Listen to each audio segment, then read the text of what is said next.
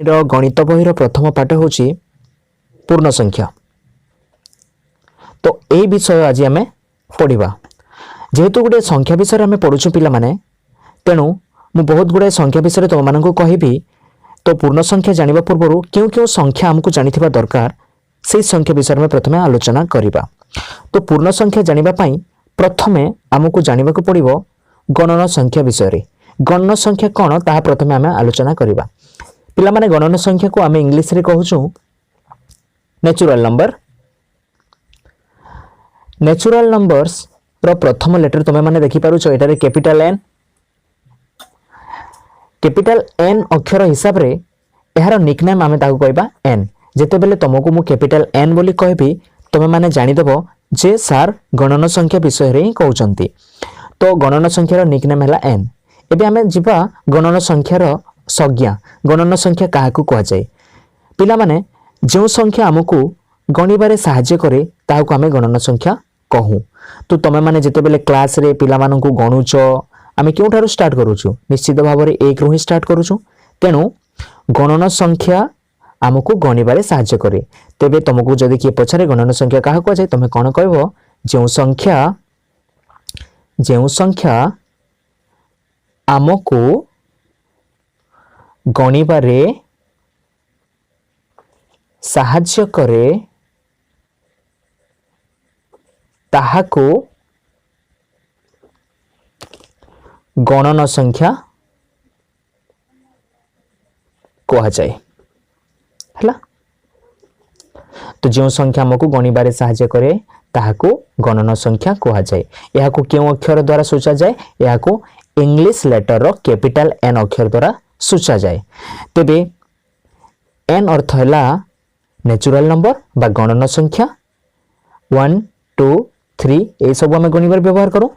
तेणु 1 2 3 4 एमती आम गणी गणी चलिबा बहुत आगको आगको जोठारे यह शेष हेबो नाही। तो पिला माने गणन संख्यार आउ गुटे ना भी अछि ताकू कोन कह जाय जो ताकू कह जाय स्वाभाविक संख्या। ताकू स्वाभाविक संख्या मध्य कह जाय। तो तुम माने एठी मन रख गणन संख्या को इंग्रजी रे नेचुरल नंबर्स बोली कह जाय। गणन संख्या स्वाभाविक संख्या। तबे जानिल पिले याकू कैपिटल एन अक्षर द्वारा सूचा जाए। आउ कैपिटल एन बेले 1 2 3 4 एमती अछि बहुत गुड़ाए जहाँ शेष हेबो नाही। तो याकू गणन संख्या कह जाए आउ स्वाभाविक संख्या मध्य कह जाए। तापर पिले कौन हैला गणन संख्या जेते बेले आमे जानिलु गणितज्ञ माने एहार बहुल व्यवहार कले गणिबारे व्यवहार कले बहुत जगह एहार व्यवहार हैला किंतु फिर भी से माने किछि असुविधार सम्मुखीन होइले। तेणु से माने कौन कले जानिछ आउ गुटे संख्यार आविष्कार कले। ओके आउ से संख्या को कहा गला संप्रसारित स्वाभाविक संख्या। बुझिला संप्रसारित स्वाभाविक संख्या। तो संप्रसारित एटा तो स्वाभाविक संख्या थिला आउ किछि बॉडी करी स्वाभाविक संख्या रे किछि बॉडी करी संप्रसारित हैला सेटा हैला संप्रसारित स्वाभाविक संख्या। तो तमे माने जानिछो संप्रसारित स्वाभाविक संख्या को आमे कहिबा होल नंबर्स। कोन कहिबा होल नंबर्स। तो देखो पिले यार निकनेम कोन हेबो w। यार निकनेम हेबो w। तो काहा को संप्रसारित स्वाभाविक संख्या आमे कहिबा शून्य सहित गणन संख्या को संप्रसारित स्वाभाविक संख्या कहा जाए। बुझिला पिले बहुत इजी डेफिनेशन। शून्य सहित गणन संख्या को संप्रसारित स्वाभाविक संख्या कहा जाए। तो w अर्थ हैला शून्य सहित कौन पिले गणन संख्या। गणन संख्या बेले एठी लिखा है 1 2 3 4 ए सब एटा बुझिला। तो एटा होची शून्य आउ एटा होची गणन संख्या। तो शून्य सहित गणन संख्या को आमे कहिबा संप्रसारित स्वाभाविक संख्या। ए दुईटा नंबर पढ़िला परे मध्य गणितज्ञ माने किछि असुविधार सम्मुखीन हेले पुणी कौन कले पिले से माने आउ किछि नुआ संख्या बाहर कले जो संख्यार नाम हैला पूर्ण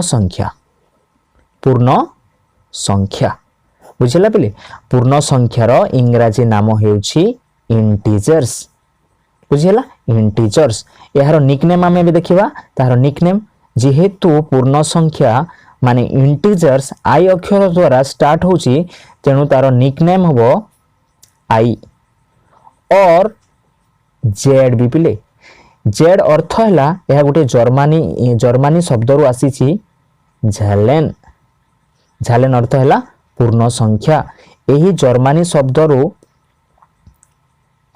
जेड शब्दटा आसी अछि तेणु पूर्ण संख्या को जेड किंबा आई अक्षर द्वारा सूचा जाए तो एबे प्रश्न उठुछि पिले यार संज्ञा कोन तो यार डेफिनेशन कोन तो यार डेफिनेशन मु लिखि दउछि पिले एठारे देखो नोट करि नियो सब गुडा को पूर्ण संख्या काहाको कुआ जाए देखो पूर्ण संख्या काहाको कुआ जाए तार अर्थ है लाइठी शून्य ओके तापरे धनात्मक गणन संख्या एवं ऋणात्मक गणन संख्या को पूर्ण संख्या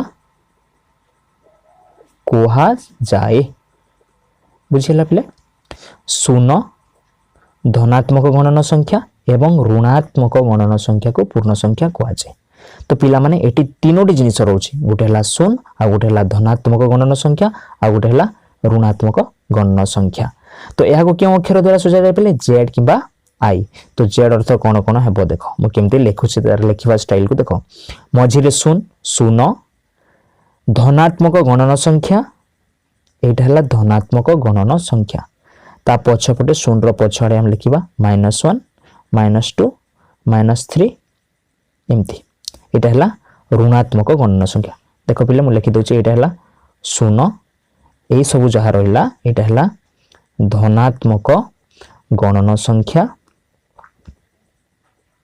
आउ शून्यर पछपटे जोड़ा रहिला याला ऋणात्मक गणन संख्या बुझिला पिले ए तीनोटी जिनिस को नहीं पूर्ण संख्या गठित हुए किछि पिला कहंती कि सर पूर्ण संख्यार ए जो संज्ञा आपण लिखिले या कोन अन्य हिसाब रे कहि हबो हां यार बहुत गुडाई वे अच्छी दुई तीन वे मुझे कहीदे तुमको यहाँ आम अन्य हिसाब से भी यार संज्ञा लिखिपर देख पिले शून्य सहित 1 2 3 4 जहाँ अच्छी यह आम कौन कहूँ पिले यह आम कहूँ संप्रसारित स्वाभाविक संख्या एठू ए पर्यंत यहाँ है डब्ल्यू तो संप्रसारित स्वाभाविक संख्या सहित ऋणात्मक गणन संख्या को पूर्ण संख्या कह जाए हाँ एमती कहले भी हम किसी असुविधा ना तो तुम मैंने ये शून्य सहित गणन संख्या को आम जेहेतु संप्रसारित स्वाभाविक संख्या कहूँ तेणु आम आउ अन्य प्रकार जदि कहबा संप्रसारित स्वाभाविक संख्या सहित